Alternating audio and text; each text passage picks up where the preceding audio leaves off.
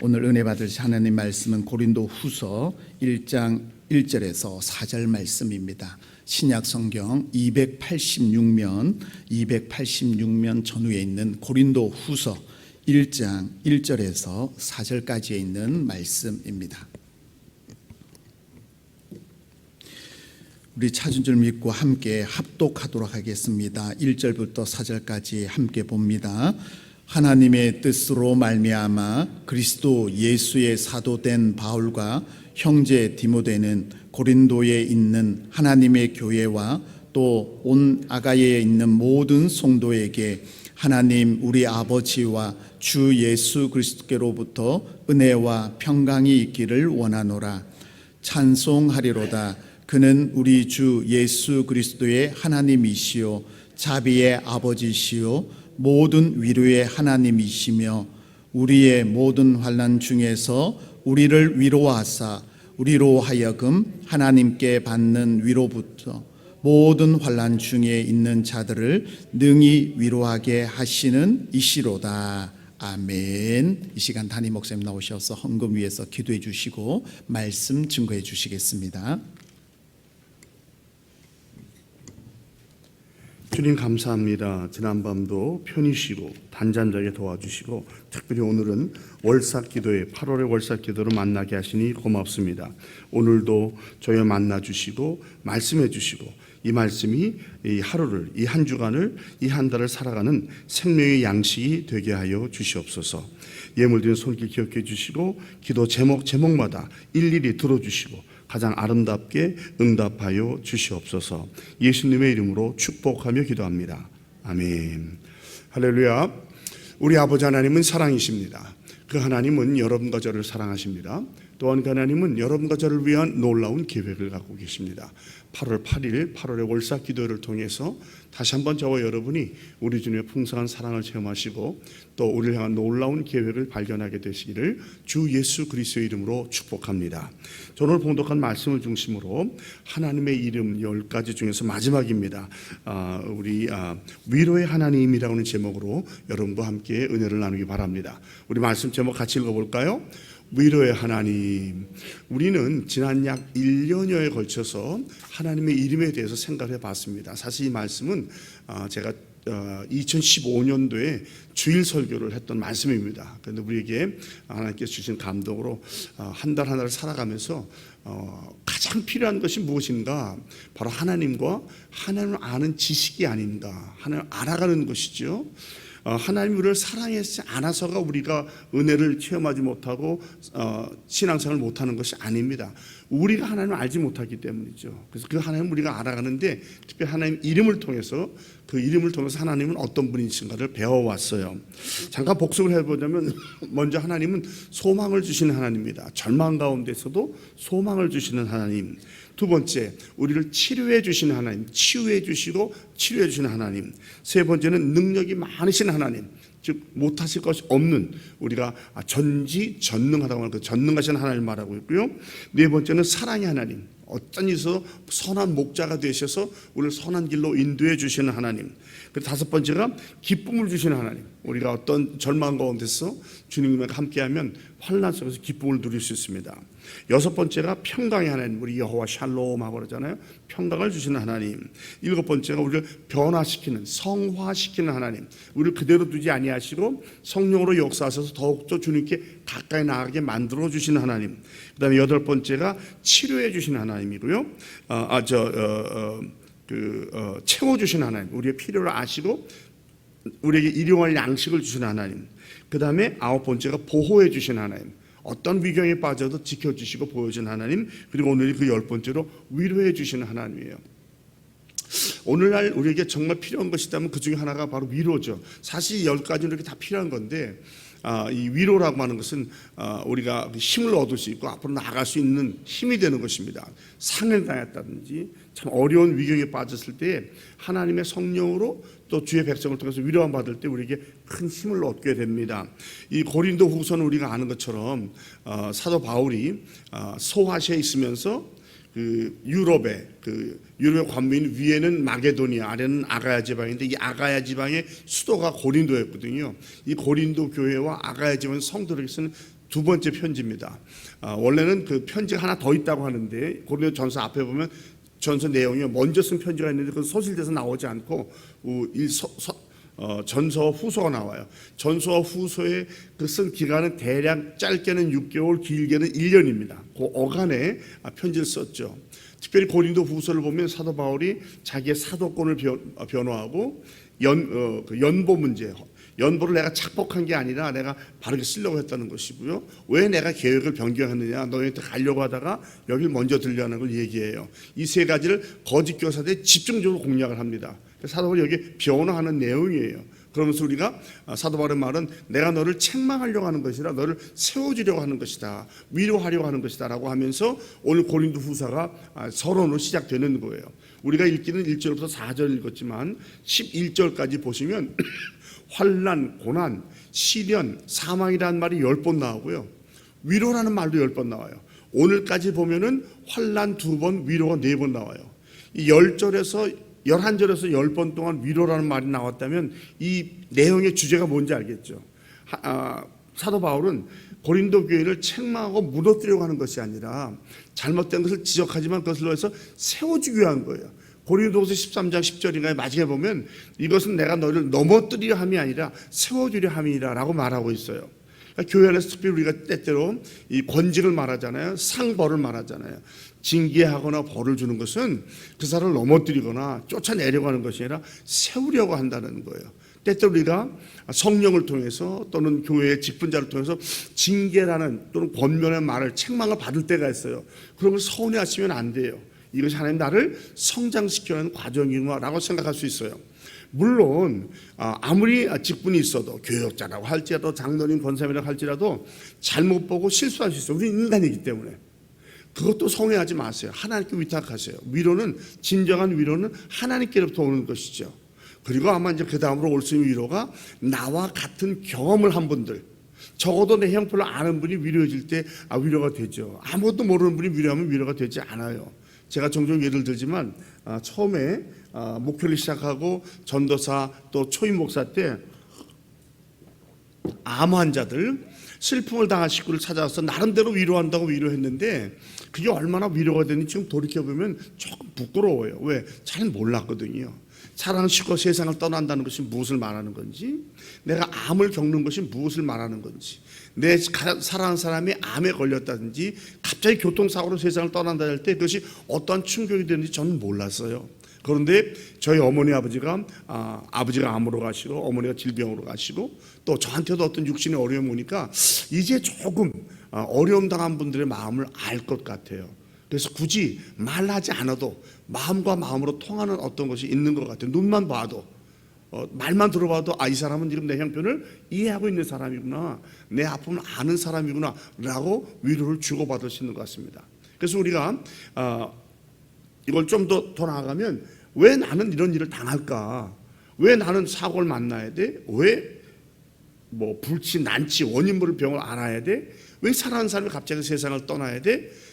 정확히 저도 이유는 모르겠지만 한 가지 결과적으로 제가 깨달은 것은 뭐냐면 이것을 통하여 우리도 다른 사람을 위로할 수 있다는 거예요. 하나님의 내가 받은 그 위로로 그 사람과 공감하면서 공감대를 형성해서 위로해 줄 수 있는 거예요. 이것이 굉장한 능력이 되더라고요. 그러니까 여러분, 왜 나는 이를테면 이혼을 당해야 돼? 왜 배신을 당해야 돼? 왜 사기를 당해야 돼? 잘 모르겠어요. 거기에 대해서는 내가 실수할 수도 있고 정말로 아무 잘못도 안 했는데 당할 수도 있어요. 그런데 제가 깨달은 건 뭐냐면 이것을 통해서 내가 주의 일을 할 수 있게 되더라는 것이죠. 많은 경우에 사람을 치유하는 치유사역자나 상처를 치유하는 상담가를 보면 그들 자체에 있던 아픔을 치료하고 회복되게 하기 위해서 애써 노력하다가 그들이 그런 사역자가 되는 경우가 많습니다. 그런 것처럼 저와 여러분도 아무도 모르는 것 같은 지금 어려움을 겪고 있을 수 있어요. 그러나 그것이 결코 우연은 아니라는 것이죠. 하나님 나라에는 우연이 있을 수 없어요. 다 필연이에요. 우리가 이해하지 못할 뿐이 주님의 계획과 섭리 가운데 이루어진다고 저는 믿습니다. 그리고 우리가 그것을 통해서 경험을 통해서 또 다른 사람 위로를 통해서 깨달은 것은 이것을 통해서 내가 그러한 사람들을 환난당한 자를 위로할 수 있겠구나 라는 것을 깨닫게 되는 거예요. 그러면서 우리가 상처받은 치유자, 상처가 없는 사람이 아니라 상처받은 치유자가 되는 거예요. 우리 예수님을 상처받은 치유자라고 하죠. 어떤 분이 그렇게 말했어요. 하나님은 예수님이 경험한 것 이상의 어려움을 주시지 않는 분이에요. 죄 없는 분이 이 땅에 오셔서 인간이 당할 수 있는 모든 시련과 고난을 다 당하셨어요. 단 죄는 짓지 않으셨죠. 우리와 차이가 그거예요. 우리는 넘어지기도 하고 쓰러지기도 하고 죄에 빠지기도 했지만 주님은 그런 분이 아니셔요. 그러나 다 경험하셨어요. 그렇기 때문에 그 경험을 가지고 우리를 같이 공감해 주시면서 위로해 주실 수 있는 거예요. 할렐루야. 이런 힘이 어디 있어요? 이 세상에 그런 분이 어디 있습니까? 바로 그래서 우리가 주님을 신뢰하고 나아가는 거예요. 어떤 어려움이 오더라도 여러분 기억하십시오. 하나님은 모든 것을 다 알고 계십니다. 믿습니까? 하나님이 모르시는 게 있어요, 없어요? 없죠. 다 알고 계셔요. 두 번째, 하나님은 다 하실 수 있어요. 말 안 맞으면 병도 나아요. 갈릴리 파도를 잔잔케 하신 분이 못하실 게 어디 있어요? 죽은 자도 살리신 분인데 못할 게 어디 있어요? 그러니까 하나님이 내 살아가는 삶을 못 고쳐주신 게 아니라 하나님의 섭리 가운데 불러가신 거예요. 아멘 할 수 있겠어요? 내가 지금 어렵고 답답하고 막 견디지 못하고 하나님께 분노할지라도 하나님이 못하시는 게 아니에요. 우리를 사랑하시기 때문에 더 큰 계획을 가지고 이해하시는 거죠. 우리 어린아이들이 엄마 아빠한테 막 투정하잖아요. 왜 엄마는 이걸 안 해줘? 왜 이걸 안 도와줘? 엄마는 나를 사랑하지 않는 것 같아. 아빠는 나를 사랑하지 않는 것 같아. 사랑하지 않아서 그러나요? 사랑하기 때문에 허락하지 않는 거예요. 우리가 신앙에서 좀 더 성숙한 단계로 나아간다고 하면 투정하고 괜찮아요. 그것도 나쁘다는 것이 아니라 그러나 적어도 성숙한 단계로 나아간다면 나는 이해하지 못하지만 하나님 무언가 계획이 있어서 그랬구나 라고 하는 거. 왜? 전지하시고 전능하신 하나님이 못하실 게 어디 있어요? 세 번째, 하나님은 우리를 무조건 사랑하십니다. 믿습니까? 택한 우리를 사랑하셔요. 그렇기 때문에 이 세 가지를 조합해 보면 하나님이 우리에게 허락하지 않는 게 없는 거예요. 심지어 죽음조차도. 그리고 하나님께서 그것을 통해서 합력해서 선을 이루어 주시는 거예요. 하나님의 영광을 받으시고 남은 가족 위로를 받으면서 그것을 통해서 우리가 믿음으로 살아나갈 수 있게 해주시는 것이죠. 이 세상에 문제없는 사람, 문제없는 집안, 문제없는 교회, 문제없는 사회가 어디 있어요? 제가 말씀드리자면 죽기 전에는 살아있다는 증거가 문제가 있다는 거예요. 마음과 육신이 아프다는 게 살아있는 증거예요. 문제는 이렇습니다. 따라서 문제는 종류가 다르고 정도가 다를 뿐이지 다 똑같다. 그렇죠? 종류만 다르고 정도만 다르지 이 세상에 문제없는 사람이 어디 있어요? 다 같습니다. 여러분도 저도 마찬가지예요. 다만 이것은 하나님께서 아시고 하실 수 있으나 사랑으로 우리를 인도하시는 거예요. 그걸 믿고 나아가는 거죠. 세상에 살다 보면 우리 마음대로 우리의 뜻대로 안 되는 일 얼마나 많아요. 되는 일보다 안 되는 일이 더 많죠. 목회도 마찬가지예요. 목회도 보니까 제 마음대로 해서 되는 게 아니더라고요.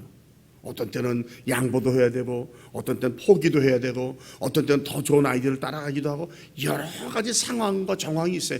우리 삶에 영향을 주는 요소가 정말로 많습니다. 이건 우리의 머리 가지고는 도저히 해결해 나갈 수 없는 거예요.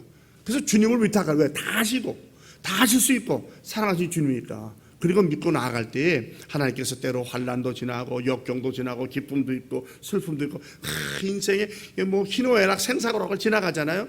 조합이 아주 우리가 이해할 수 없도록. 그러나 이 모든 것은 우리를 하나님을 닮아가게 하는 성화의 과정인 거예요. 그러므로 사는 성도 여러분, 어떤 일이 나도 하나님께서 저와 여러분을 지켜주시고 위로해 주시는 것을 기억하시기 바랍니다. 때때로 우리는 하나님이 날 이해 못해, 날 안 알아줘, 하나님 나와 함께하지 않아, 나한테 관심이 없다고 하지만 아니에요. 우리 하나님 우리를 돌봐주시는 하나님이에요. 오늘 본문 말하잖아요. 우리 하나님은 자비의 아버지입니다. 위로의 하나님입니다. 환난 중에 있는 위로에서 이 위로로 환난 중에 있는 자들 위로하게 하는 하나님이에요. 그러니까 우리가 하나님이 보이지 않지만 하나님은 예수님을 통해서 우리에게 역사하셨고 이제는 우리가 주님께서 부활승천하신 후에 우리에게 성령을 보내주셔서 성령으로 위로함을 받고 우리가 이 세상에 나가서 치료자가 되기를 원하시는 거예요. 우리가 적어도 이 월삭교에 나오신 여러분들은 우리 교회에서 나름대로 직분을 맡으시고 성장하고 성숙하는 분이라고 저는 믿습니다. 그렇다면 이제 우리의 치료도 중요하지만 우리 주위에 있는 성도들, 우리 교회를 처음 찾아오거나 아직 예수를 잘 알지 못하거나 신앙의 연조가 좀 낮은 분들을 보면서 우리가 바로 그들을 위로하고 격려해 줘야 되지 않겠는가. 내 신앙, 나만 잘 되는 것을 뛰어넘어서 이제는 주위를 살펴보면서 전도회에서 성경 공부에서 각종 모임에서 구역예배에서 그런 분들을 위로해 주시고 또 그런 분을 도와주는 저와 여러분이 되기를 바랍니다. 베드로전서 5장 7절은 말합니다. 너희 염려를 다 주께 맡기라. 이는 그가 너희를 돌보십니다. 하나님은 저와 여러분을 돌봐주시는 것을 믿으시기 바랍니다. 우리 여호와 하나님은 변함이 없는 분이에요. 회전한 그림자도 없어요. 그러므로 주님을 신뢰할 수 있습니다. 또한 하나님은 우리 항상 가까이 계셔요. 멀리 계시는 분이 아니에요. 너무 바빠서 미안하다, 너를 도와줄 수 없다, 그런 분도 아니시고요. 또 우리의 상처를 다 아시는 분이에요. 공감해 주시는 분이에요. 똑같은 시험을 당하셨어요. 유혹에 넘어가지는 않았지만, 그리고 하나님은 능력이면 하나님께는 능치 못할 일이 없어요. 제가 아까 말씀드렸죠. 세 가지 중요한 사실. 다 아시는 주님, 우리를 모든 것을 할 수 있는 주님, 그리고 우리를 사랑하시는 주님.